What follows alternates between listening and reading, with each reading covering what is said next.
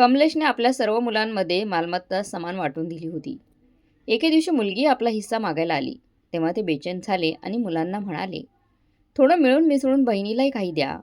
तर मुलं म्हणाली, हिच्या लग्नावर लाखो रुपये खर्च झालेत, त्यामुळे हिला कुठलाही हिस्सा मिळणार नाही. हे ऐकून मुलगी वडिलांना उलटसुलट बोलू लागली की तुम्ही माझ्याशी न्याय केला नाही, मला न्याय दिला नाही. त्यानंतर कमलेश वृद्धापकाळात परत दुबईला गेले आणि 1 वर्षानंतर कोट्यावधी रुपये घेऊन परत आले. ते आले की सगळे मुलं मुलगी धावतच आले. मुलगी घाबरलेल्या स्वरात म्हणाली, पप्पा मी काय ऐकते आहे, तुम्ही तुमची सर्व संपत्ती तिन्ही मुलांच्या नावावर केली आहे. स्वतःसाठीही काही ठेवले नाही. तुम्ही असं कसं करू शकता पप्पा? स्वतःचा काही विचार नाही का? स्वतःचा काहीच विचार नाही केला का? सुद्धा काही खास प्रश्नांसाठी बापाला भेटायला आली होती. ती येताच प्रश्नांची सरबत्ती सुरू झाली. सुधाचं बोलणं ऐकून ते हसले आणि म्हणाले, मी आता म्हातारा झालो आहे. आयुष्याचा काही भरवसा राहिला नाही. मला नंतर माझी मुलं एकमेकांशी भांडू नयेत, एकांमध्ये भांडणं होऊ नयेत म्हणून जिवंतपणे सगळी संपत्ती त्यांच्या नावावर केली. मला काय आहे? एखाद्या मुलाचे मला 2 वेळेचे जेवण दिले तरी बरं, नाहीतरी दिले तरी जवळच लंगर राहतो, तिथूनच खाईल. मला समाधान आहे. हे उत्तर सुधाला अजिबात पटलेलं नव्हतं. ती म्हणाली, तरी पप्पा तुम्ही काहीतरी विचार करायला हवा होता. संपत्ती न्यायाने वाटायला हवी होती. कमलेश शांतपणे म्हणाला, तू चिंता करू नकोस, मी सगळं पूर्ण न्यायाने वाटलं आहे. सगळ्यांना वाटून दिलं आहे व्यवस्थित. 1 रुपयाचाही हिशोब तंतोतंत ठेवला आहे. तू काय प्रश्नांचा डबा घेऊन बसली आहेस का? हे सांग, तुझं काय चाललंय? तुझा नवरा कसा आहे? सगळी कशी आहेत? मुलं कशी आहेत? मी आणलेली भेटवस्तू आवडली का त्यांना? त्यांनी अशा प्रकारे संभाषण वळवल्यावर सुद्धा अधिकच चिडली, पण बापासमोर काही बोलू शकली नाही. ती मन मारून त्यांच्या प्रश्नांची उत्तरं देऊ लागली, पण तिचं मन मात्र फार दुखावलं होतं आणि ती शक्य तितक्या लवकर तिथून निघून जाण्याची इच्छित होती. शेवटी तिने चिडलेल्या मूडमध्ये उठून आपल्या घराकडे निघाली. मुलाने आणि बापाने खूप विनंती केली की थोडा वेळ थांब आणि जेवूनच जा, पण तिने कोणाचंही ऐकलं नाही. सर्वांना कळालं होतं की सुधाचा मूड खराब झालेला आहे, पण कोणत्या कारणाने हे कोणालाच कळलं नाही. मात्र कमलेशला हे समजत होतं का ती अशी का वागत आहे, पण ते तरी काय करणार होते? त्यांना देवाला तोंड दाखवायचं होतं. सगळी मालमत्ता मुलीला देणं शक्य नव्हतं. मुलांचाही तितकाच हक्क होता आणि मग म्हातारपणीचा आधारही मुलगेच असतात, असं त्यांचं मत होतं. काही दिवस चांगले गेले. सुधा अजूनपर्यंत भेटायला आली नव्हती. त्या दिवसापासून सुद्धा परत आलीच नव्हती. जरी आधी ती एक दिवस येत असायची. एके दिवशी अचानक ती आपल्या नवऱ्यासोबत आली आणि म्हणाली, तुम्हा भावांमध्ये मालमत्ता वाटली, पण मला काही माझा हिस्सा दिला नाही. मला माझा हिस्सा हवा आहे. तो माझ्या नावावर करून द्या. मला पैशांची खूप गरज आहे. माझा नवरा विनोद स्वतःचा व्यवसाय सुरू करू इच्छितो आणि मला पैसे कमी पडत आहेत. त्यामुळे मला माझा हिस्सा द्या. तो मी विकून, जो काही हिस्सा येईल तो मी विकून व्यवसायात लावेन. हे ऐकून तिचे वडील खूप चिंतेत पडले. तरीही तिच्याशी काही बोलले नाहीत. ते निमित्त करून मुलांना खोलीत बोलवलं आणि म्हणाले, मी तर जवळजवळ सगळं तुम्ही तिघांमध्ये सारखं वाटून दिलेलं आहे. माझ्याकडे तिला देण्यासाठी असं काहीच उरलं नाहीये. मुलांना आता असं करा, तुम्ही मिळून बहिणीची मदत करा. थोडं थोडं करून सगळ्यांनी मिळून तिला जितके पैसे हवे आहेत ना, तेवढे पैसे तिला द्या. वडिलांचं हे बोलणं ऐकताच मुलगे संतापले आणि म्हणाले, आम्ही का देऊ तिला पैसे? तिच्या लग्नावर लाखो रुपये खर्च झाले आहेत. आठवतंय तिच्या कशा कशा मागण्या होत्या? हुंड्यात लाखोंचे फर्निचर, वेगवेगळे इलेक्ट्रॉनिक्स वस्तू, वेगवेगळ्या भांडी, सगळे पैसे तिच्यावर गेले. दागिन्यांची मागणी केली तेव्हा तुम्हीच तिचा हिस्सा विकून तिला लाखोंचे दागिने बनवले होते ना बाबा. तुझा भारीतला सेट आठवतोय का? किती कष्टाने तुम्ही दिला होता तिला. तेव्हा खिशात पैसाही नव्हता. तुम्हीच म्हणालात की हिचा हिस्सा विकून दागिने घेऊ. तेव्हा ती आनंदाने त्यावेळेस तयार झाली होती आणि आता पुन्हा हिस्सा मागायला आली आहे. हे चुकीचं आहे ना? आणि आता आम्ही तिला एकही पैसा देणार नाही. मुलं ठाम होती त्या गोष्टीवरती आणि अशा काही अंशी त्यांची बाजू योग्यही होती. कमलेश त्यांच्या खोलीतून उठून सुधाकडे गेले आणि सुधाला म्हणाले, संपत्ती मी माझ्या तिन्ही मुलांमध्ये समान वाटली आहे. आता माझ्याकडे काहीच उरलेलं नाही. तुझ्या भावांना सगळं देऊन टाकलंय. आता माझ्याकडे काही नाही की जे तुला विकून मी देऊ शकेन. मी पूर्णपणे रिकामा आहे आणि तुझे भाऊही मदतीला तयार नाहीत. त्यामुळे तुला जे काही करायचं आहे ते तू त्यांच्याशीच ठरव, त्यांच्याशी बोल. बापाचं बोलणं ऐकताच ती संतापली आणि म्हणाली, तुम्ही माझ्यावर अन्याय केलाय. भावांना हिस्सा दिलात, मग मला का नाही? मी तुमची मुलगी नाही का? तिचा आवाज मोठा झाला होता. तेव्हा कमलेश शांतपणे म्हणाले, तुझ्या लग्नावर खूप खर्च झाला होता. त्यावरून तुझ्या हट्टाने तो महागडा सेट तुला घ्यावा लागला होता. तेव्हा तुझा हिस्सा विकूनच तो तुला दिला होता. तुला माहिती ना ते? कारण लग्नासाठी जमवलेले पैसे तुझ्या मागण्यांमध्येच संपले होते. त्यांचं बोलणं ऐकताच सुधाने मोठा गोंधळ घातला घरात. ती म्हणू लागली, सगळ्या जगात आई वडील मुलीचं लग्न करतात, कन्यादान करतात, तिच्या इच्छा पूर्ण करतात. तुम्ही काही वेगळे अनोखे नव्हता की माझ्या इच्छा पूर्ण केल्यात तुम्ही. ही कसली तत्वज्ञानाची गोष्ट झाली की लग्नात थोडा खर्च जास्त झाला म्हणून मुलीचा हिस्साच हडप करून घ्या. तिचा हक्कच नाकारून टाका. त्यांनी सुधाला समजवण्याचा खूप प्रयत्न केला पण सुद्धा काही ऐकून घ्यायला तयार नव्हती. उलट ती त्यांना उलटसुलट बोलू लागली. तुम्ही माझ्यावर अन्याय केला असं म्हणू लागली. तुम्ही नरकात जाल. जे आई वडील आपल्या लेकरांशी आपल्या मुलीशी न्याय करत नाही त्यांना देव नरकाचं इंधन बनवतो. तुम्ही नरकात जळाल आणि तुमच्यासाठी प्रार्थना करायला कुणीही उरणार नाही. मुलीच आईचा वडिलांचा खरा आधार असतात आणि तुम्हीच स्वतःच्या मुलीवर अन्याय केला आहे. याची किंमत तुम्हाला इथेही चुकवावी लागेल आणि वरतीही चुकवावी लागेल असं सुद्धा म्हणत होती. असं म्हणत ती रडत धुपटत बापाला शिव्या देत तिथून निघून गेली. मुलीच्या या शब्दांनी शापाने तिच्या मनावर खोलवर घाव बसला. ते शांत राहिले नाही. मुलगी बहिणीला दोष देऊ लागले. इतरांच्या बहिणी असतात त्या आपलं सर्वस्व भावांवर अर्पण करतात आणि ही आहे की उलट आमच्याशीच भांडायला आलीये. बाबांनाच नाही तसं बोलतीये. सगळं घेऊनही हिचं पोट भरत नाही. मुलांचं मन पूर्णपणे बिघडून गेलं होतं आणि ते सुधाची निंदा करण्यात गुंतले होते. तेव्हा कमलेश त्यांना थांबवत म्हणाले, जशी आहे तशी तुमची बहीण आहे. मी तुम्हा सर्वांना न्याय राखला आहे. मला एक वचन द्या की माझ्या मृत्यूनंतरही तुम्ही तुमच्या बहिणीची काळजी घ्याल. आणि असं बोलल्यानंतर इतक्या त्यांचे डोळे पाणवले आणि ते रडू लागले. हे पाहताच मुलांनी तात्काळ बहिणीची निंदा थांबवली आणि व्याकुळ होऊन वडिलांभोवती जमले आणि त्यांची काळजी करू लागले. असं बोलू नका बाबा, देव तुम्हाला दीर्घायुष्य देवो. आम्ही बहिणीची काळजी घेऊ. तुम्ही काही टेन्शन घेऊ नका, काळजी करू नका. त्यावर ते फक्त हसले. त्यांनी आपल्या मुलांवर विश्वास ठेवता पण हा विश्वास लवकरच चुकीचा ठरणार होता. काही दिवस मुलांनी त्यांची भरपूर सेवा केली, काळजी घेतली. कारण त्यांनी बहिणीसोबत हिस्सा वाटला नव्हता आणि त्यांना चांगली संपत्ती मिळाली होती. कमलेशने आयुष्यभर मेहनत करून कमाई केली होती. घरचा सगळा खर्च तेच चालवत होते. मुलं लग्न करून वेगळी झाली होती. त्यांना स्वतःची मुलं देखील झालेली होती. तरीही घरचा खर्च, कपड्यांचे पैसे सगळे कमलेशच पाठवत असत. मुलांना कशाची कमतरता भासू नये म्हणून. त्यांची पत्नी तर अनेक वर्षांपूर्वीच देवाघरी निघून गेली होती. मुलं आजीच्या काळजीत मोठी झाली आणि तेव्हापासूनच ते दुबईत काम करत होते. त्यांची कमाई चांगली होती कारण ते मेहनती होते. ते कपडे शिवायचे आणि त्यांचा धंदा जोरात चालायचा. काही जमीन त्यांच्या वाट्याला मिळाली होती आणि काही त्यांनी दुबईत स्थिरवल्यानंतर विकत घेतली होती. त्यांच्याकडे नेहमीच भरपूर पैसा असायचा आणि तो पैसा ते आपल्या मुलांच्या गरजांवर खर्च करत राहिले. मुलगी जेव्हा इच्छा होत असे तेव्हा ती वडिलांकडून पैसे मागून घेत असायची आणि मुलगी महिन्याच्या खर्चाव्यतिरिक्त कधी फोन करत आणि कमलेश त्वरित त्यांच्या खात्यात पैसे पाठवत असत. यावेळी मात्र ते दुबईतील आपलं सगळं काम सोडून कायमच्यासाठी भारतात आले होते. पैसे टाकत असत. मालकाने खूप समजवलं, जर तुम्ही परत गेला नाही तर हे मिळेल, ते मिळेल, पगार वाढवू, तुम्ही जाऊ नका, कामही कमी देऊ, तुम्हाला फॅक्टरीचं हेड करू. पण ते काही ऐकायला तयार नव्हते. ते शांतपणे म्हणाले, साहेब, आयुष्यभर बायको मुलांपासून दूर राहिलो, वतनापासून, माझ्या देशापासून दूर राहून हाडं झिजेपर्यंत मेहनत केली. आता म्हातारपण आलंय, माहित नाही अजून किती दिवस उरले. माझं हे उरलेलं आयुष्य थोड्या सुखात जगू इच्छितोय मी.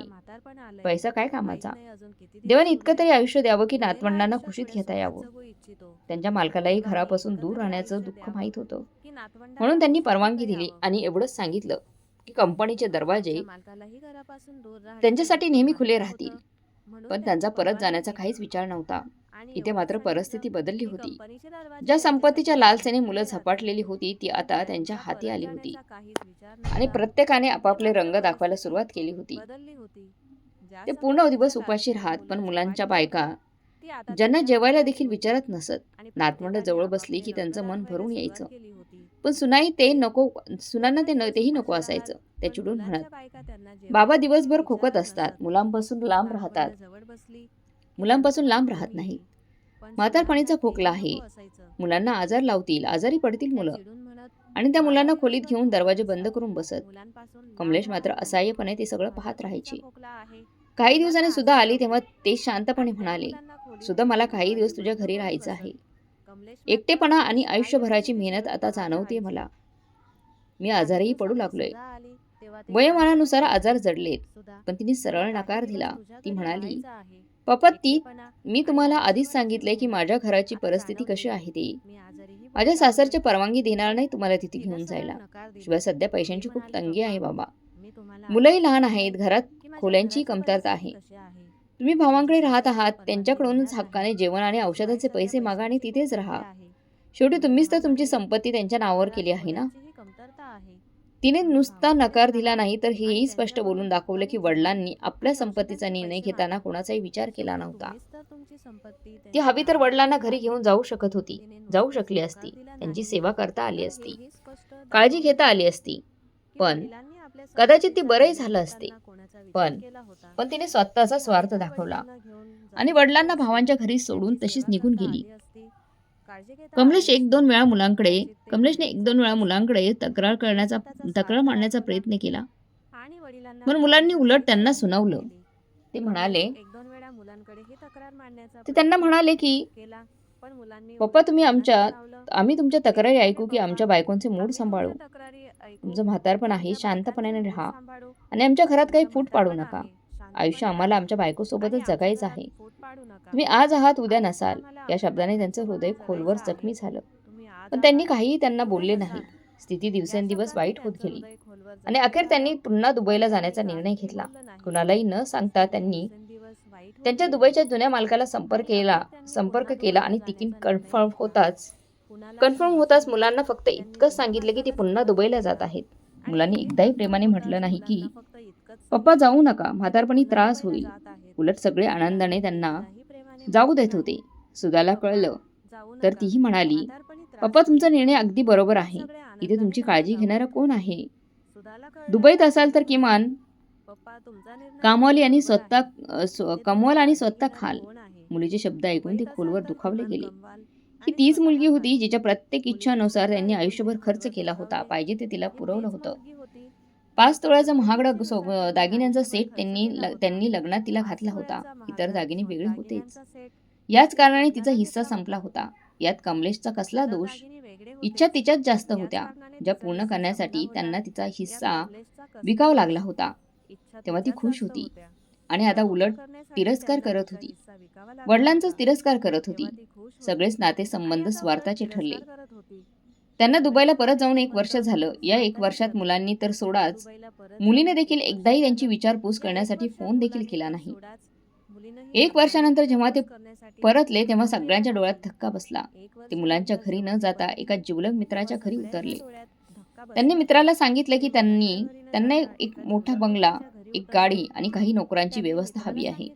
त्यावेळेस मित्राने आश्चर्याने विचारलं, तुझ्याकडे एवढे पैसे आहेत का गाडी बंगला घेण्यासाठी? तेव्हा कमलेश शांतपणे म्हणाले, होय, माझ्याकडे कोट्यावधी रुपये आहेत.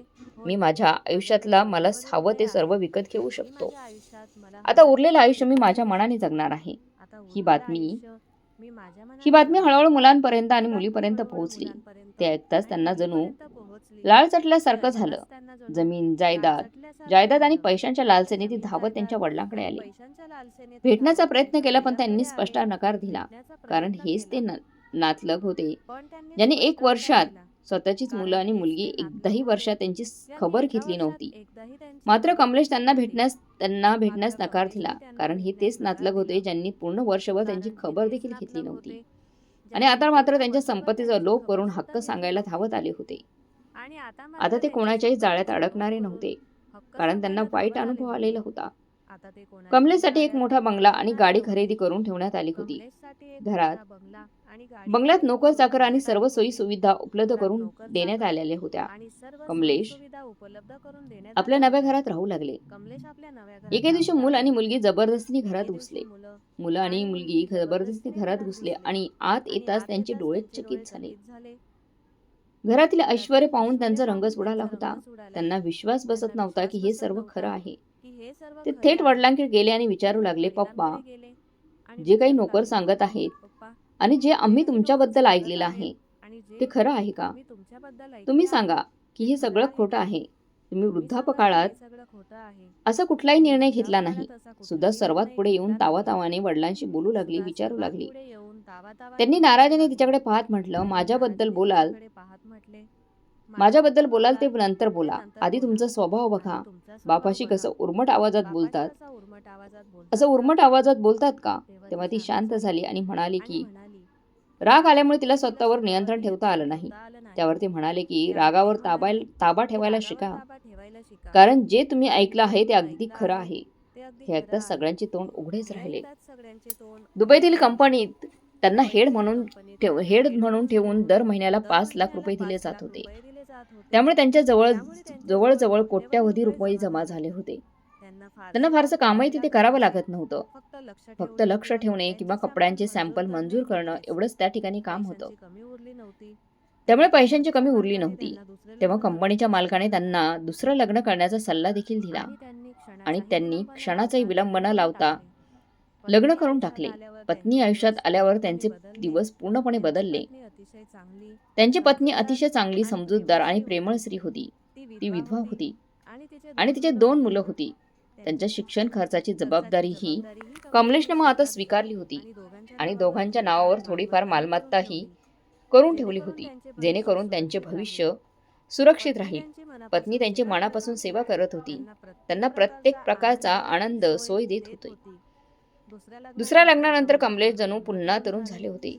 त्यांच्या आतून कुरतडणाऱ्या आजारांनीही त्यांना सोडून दिले.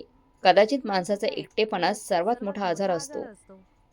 मुलांनी आणि मुलीने जर त्यांना थोडा वेळ दिला असता, त्यांची काळजी घेतली असती, त्यांच्या भावना समजून घेतल्या असत्या, त्यांची मनधरणा केली असती, सेवा केली असती, तर कदाचित ते आजारही पडले नसते आणि पुन्हा दुबईला गेले नसते. पण त्यांच्या भावना, त्यांचे अस्तित्व कुणीच जपले नाही. ज्यांनी आयुष्यभर त्यांच्यासाठी कष्ट केले, मुलांसाठी कष्ट केले, ज्यांच्यावर लाखो उपकार होते, त्या बापालाच त्यांनी दुर्लक्षित केले होते. आणि आता मात्र प्रश्न विचारायला धावत आले होते की या वयात हे पाऊल का उचललेलं आहे. तेव्हा ते शांतपणे म्हणाले, लग्न करणं हा माझा अधिकार आहे. आयुष्याचा एक दिवस जरी उरला असता तरी मी लग्न करू शकतो आणि त्यावर कुणाचाही आक्षेप चालणार नाही. जेव्हा कुठल्याही बाजूने आधार मिळत नाही तेव्हा माणसाने स्वतःच आपला आधार शोधायला हवा. त्याआधी की तो आतून तडफडत मरून जाईल. माणसाचा मृत्यू, नैसर्गिक मृत्यू तेव्हाच येईल तेव्हाच माणूस मरतो. पण जेव्हा आपल्या माणसाकडून दिलेल्या जखमा खूप खोल होतात तेव्हा तो वेळ येण्याआधीच मनापासून संपून जातो. आणि मला अशी जिवंतपणेचा मृत्यू नको होता, म्हणूनच मी दुसरं लग्न केलं आहे. आता मी माझ्या आयुष्यात खूप आनंदी आहे. तुमच्यासाठी जे काही करणं शक्य होतं ते मी केलेलं आहे. आता माझ्याकडून कोणत्याही प्रकारची अपेक्षा तुम्ही ठेवू नका. जसं पूर्ण 1 वर्ष मी तुमच्यापासून दूर राहिलो, तसंच आता उरलेलं आयुष्यभर दूर राहीन. हे बोलून ते खोलीत निघून गेले आणि काही कागदपत्रे घेऊन बाहेर आले. ती त्यांनी सुधाच्या हातात दिली आणि म्हणाले, तुझ्या भावाच्या संपत्तीतून अर्धा हिस्सा तुझा बनतो. जरी तू तुझा हिस्सा आधीच घेतला होता, तरी मी पुन्हा तुझ्याच नावावर मालमत्ता केली आहे. आता तुम्ही लोक तिथून जाऊ शकता, इथून निघून जाऊ शकता. हे ऐकताच बाजूला उभी असलेली सुद्धा फार पश्चाताप करू लागली. मुलगी ही बापाचा आधार असते, पण तिने स्वतःच्याच वडिलांशी असं वागलं होतं की ते तिच्याकडून तोंड फिरवायला भाग पडले होते. पण आता पश्चाताप करून काही साध्य होणार नव्हते, कारण वेळ निघून गेलेली होती. तर मित्रांनो, या कथेबद्दल तुमचं मत काय आहे? कमलेशने जे काही केलं ते योग्य होतं की अयोग्य, कमेंट बॉक्समध्ये नक्की कळवा. आणि आजची कथा आवडली असेल तर लाईक, शेअर, सबस्क्राईब नक्की करा. भेटूया पुढच्या कथेमध्ये. तोपर्यंत धन्यवाद.